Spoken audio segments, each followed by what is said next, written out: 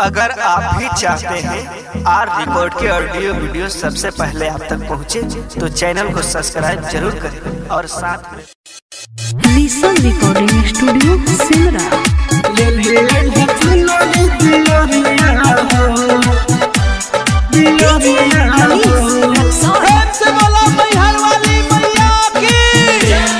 Mix by Niju जात बड़ो बेतिया बजरिया हो, ले चुनरी दियरिया हो, ले चुनरी दियरिया हो।